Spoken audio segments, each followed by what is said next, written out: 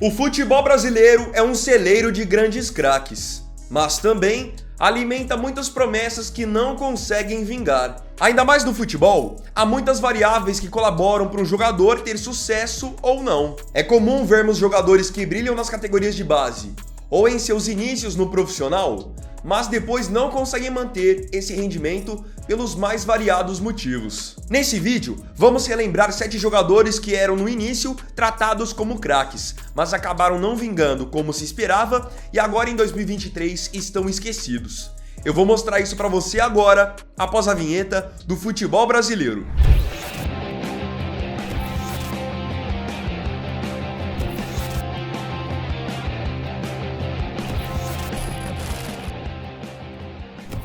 O primeiro jogador da nossa lista é o meia Adrian, que está com 29 anos e está sem clube.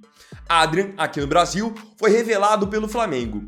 E podem acreditar, ele era tão bom nas categorias de base do time rubro-negro que ele chegou a ser apelidado de Novo Zico, que é um título pesado, afinal Zico é o maior ídolo da história do Flamengo. Então o Adrian mandava muito bem nas categorias de base, começou a ser convocado também para as categorias de base da seleção brasileira, mas ele nunca vingou de fato no futebol. Quando ele chegou ao profissional do Flamengo ele não vingou, aí depois chegou a ter algumas experiências fora do país, mas nunca teve destaque. Jogou um tempo no futebol italiano, chegou a jogar na Suíça, jogar na Turquia, e aí a última passagem dele, a mais recente aqui no Brasil, acabou sendo pelo Avaí. Então ele foi de Novo Zico a um jogador que agora, com apenas 29 anos, está sem clube, está sem contrato. O jogador ser destaque na base e depois não vingar no profissional é algo que até natural, mas eu já percebi que tem uma coisa que acaba atrapalhando muito vários jogadores, que são justamente essas comparações. No caso do Adrian, ele era só um garoto e ele foi comparado ao maior ídolo da história do clube. Isso, para muitos jogadores, acaba não fazendo bem.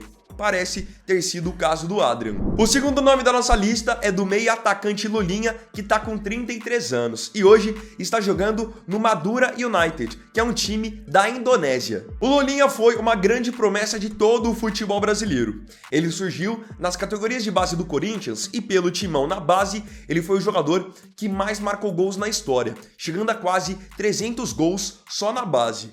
Óbvio que esse bom rendimento brilhou os olhos para que Lulinha pudesse jogar muito bem no profissional e ter também futuro na seleção brasileira. Então ele ia bem na base do Corinthians e ia bem também na base da seleção.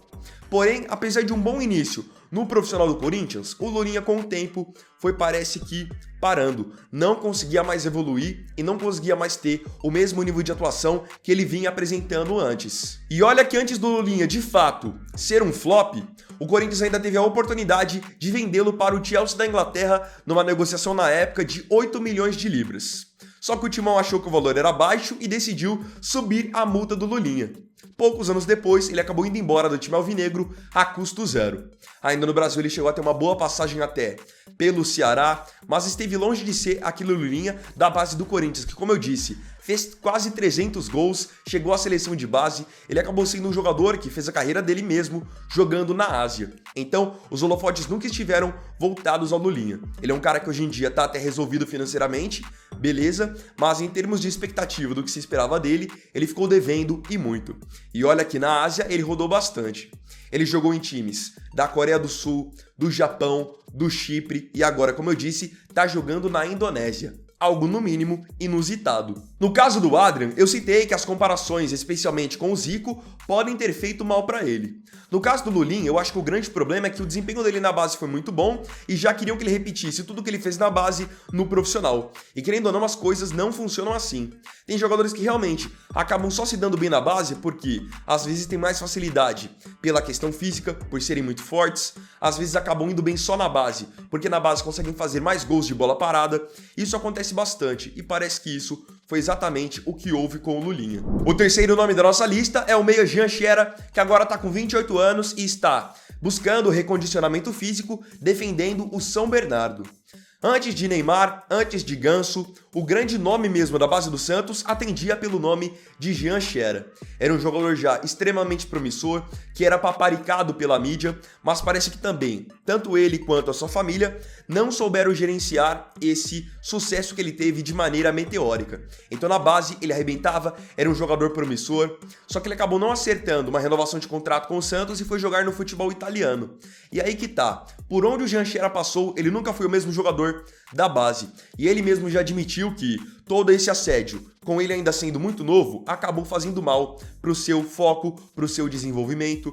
Então ele não vingou jogando na Europa, passando por Itália, Grécia e Espanha. Aqui no Brasil chegou a jogar para o Flamengo, Atlético Paranaense, também sem sucesso. Em 2017, ele acabou decidindo fazer uma pausa na carreira, simplesmente largou o futebol. Nesse período, ele chegou a ser professor de futevôlei, chegou a ser jogador profissional de FIFA, e agora em 2023 ele tomou uma nova decisão de carreira. Ele decidiu voltar a jogar futebol após 6 anos parado, e por isso que eu disse que agora está fazendo recondicionamento físico lá no São Bernardo. É o que eu disse no caso do Lulinha. O Jean Xera passou muito por isso, ele era muito bom na base, fazia muitos gols, e imaginava-se que ele iria chegar no profissional e arrebentar. Só que no caso dele, no Santos, ele nem teve essa oportunidade, porque ele já tinha muitas propostas do futebol europeu, mas o que pegou mesmo no caso dele foi a questão da mídia. Imaginem na cabeça de um jogador de 13, 14 anos, ele ter que lidar com revista Placar, Globo, é algo que pra ele acaba sendo muito. Pra quem já é adulto, claro que é mais tranquilo lidar com isso, e ainda alguns têm dificuldade. Agora imaginem para uma criança. O quarto nome da lista é outra joia da base do Santos que também acabou não vingando. No caso, o atacante Vitor Andrade, de 27 anos, que agora em 2023 está defendendo o Juventude. O Vitor Andrade também surgiu muito bem nas categorias de base do Santos. Era um atacante de velocidade, bastante força física, enfim, tinha um potencial incrível. No entanto, o Vitor Andrade era um jogador extremamente problemático, tinha vários problemas de disciplina. Então ele arrumava confusões nos treinos, ele tinha problemas quando ele não era de fato o protagonista do time. Isso foi fazendo com que ele fosse ficando para trás. Então depois do Santos ele até vai para a Europa, jogando em Portugal pelo Benfica e pelo Estoril e pelo 1860 Munique da Alemanha. Só que, se ele já tinha muita marra no Brasil e já não tinha dado certo, vocês podem imaginar que na Europa o roteiro foi o mesmo. Então ele voltou para o Brasil e até passou por alguns clubes por aqui, como Chapecoense, Goiás, Remo, mas por nenhum deles ele foi aquele mesmo jogador que brilhou nas categorias de base do Peixe. Então agora, como eu disse, tá jogando pelo Juventude, que é um time que hoje tá jogando a Série B. O quinto nome da nossa lista, que também ficou com status de eterna promessa, é o atacante Neilton, mais um jogador aqui da lista também revelado nas categorias de base do Santos. Ele que hoje está com 29 anos e está jogando pelo Criciúma, mas começou o ano defendendo o Guarani de Campinas. O Neilton tinha um potencial muito grande, porque quando ele surgiu no Santos, ele era bem aquele tipo de jogador que o Santos vinha formando. Atacante, de lado de campo, veloz e habilidoso. E era mais pela semelhança com o nome do Neymar, por imitar o penteado do Neymar, foi natural que o Neilton fosse comparado ao agora jogador do Al Hilal. Mas, óbvio que em termos de qualidade, Neilton estava muito distante do Neymar. Ele surgiu muito bem ali na sua primeira temporada de profissional, o Santos tinha um planejamento muito legal para o Neilton, para os anos seguintes da carreira dele, mas ele acabou sendo acusado de ser mercenário, ingrato, porque logo após a sua primeira temporada de Santos, ele teve uma oportunidade financeira melhor para jogar no Cruzeiro e foi para lá sem pensar duas vezes. E isso na época pegou muito para os torcedores do Santos, porque o Santos que fez toda a lapidação do Neilton nas categorias de base. Então ele foi para o Cruzeiro, e não só no Cruzeiro, mas por muitos outros times do Brasil, o Neilton passou e não deixou saudades. Acabou sendo um jogador que tinha realmente passagens relâmpagos. Passava rápido, não se firmava, não jogava bem. Ele teve lampejos, isso é verdade. Ele teve lampejos pelo Botafogo, alguns lampejos pelo Vitória, mas na grande maioria das passagens dele era um jogador até abaixo da média. Foi assim no São Paulo, foi assim no Internacional, chegou a jogar um tempo fora do país quando defendeu o Rata Club. Agora, como eu disse, tá no Criciúma. E, de repente, se ele tivesse seguido todo aquele planejamento de carreira que o Santos tinha pra ele poderia estar bem melhor hoje em dia. O sexto e penúltimo jogador que eu separei pra vocês é o atacante Henrique Almeida, de 32 anos, que agora em 2023 está jogando pelo Vila Nova. O Henrique Almeida foi um jogador que teve um destaque até na seleção brasileira de base. Eu citei aqui no vídeo vários jogadores que brilharam nas categorias de base, como até, por exemplo, o Lulinha. Só que o caso do Henrique Almeida foi um caso já mais adiante, porque ele já foi destaque no Sub-20. O Henrique, ele foi revelado nas categorias de base do São Paulo e ao longo da carreira passou por vários clubes. Jogou no Grêmio, jogou no Bahia, jogou na Chapecoense, Botafogo, enfim. Times das primeiras divisões no currículo do Henrique Almeida não faltam. A questão é que ele nunca foi um jogador regular. Ele na base do São Paulo arrebentou e chegou a ser convocado para a seleção brasileira para o Mundial Sub-20, ali na mesma época que o Oscar, ex-Chelsea e também ex-São Paulo mesmo. Então o Henrique foi para o Mundial e foi o artilheiro no ano em que a seleção brasileira acabou sendo campeã.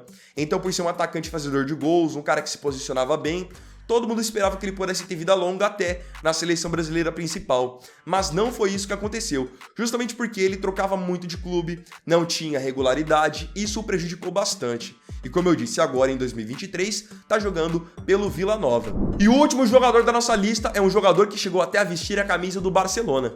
No caso, o atacante Keirson, de 34 anos, que agora em 2023 tem vínculo com o Palm Beach dos Estados Unidos.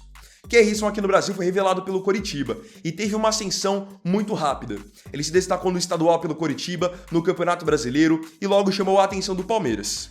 E no Palmeiras ele ficou pouquíssimo tempo, foram apenas 6 meses, mas foram 6 meses em 2009 que foram assim avassaladores. E foram suficientes para que ele chamasse a atenção do poderoso Barcelona. Só que aí vem até uma crítica à escolha de carreira do Keirson.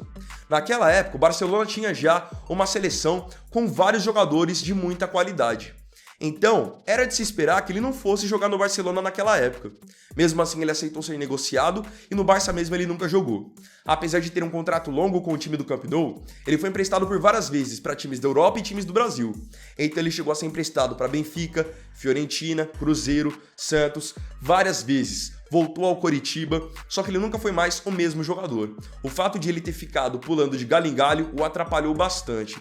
Fora também que ele acabou tendo um drama na vida pessoal, perdendo um filho ainda pequeno, isso também afetou bastante o seu rendimento. E olha que era um atacante no começo de carreira que tinha uma facilidade absurda para poder marcar gols. Então, como vocês puderam ver nesse vídeo, tivemos casos de jogadores que sofreram com comparações, sofreram com muita mídia antes da hora, sofreram com lesões, é algo que acaba sendo natural. E agora eu te convido para colocar aqui nos comentários qual desses 7 jogadores você mais depositava esperança para que ele pudesse estourar. Comenta a sua opinião que eu quero muito saber. Então, bom galera, esse aqui foi o segundo vídeo dessa quarta-feira. Eu agradeço profundamente a você pela companhia em mais um vídeo do canal. Não se esqueça, se você tiver gostado desse vídeo, deixe seu like, se inscreva no canal, compartilhe, comente e me siga aqui também nas minhas redes sociais. Então é isso galera, tamo junto, até amanhã e até o próximo vídeo. Fiquem com Deus. Vini Weiner aqui, valeu, falou e fui!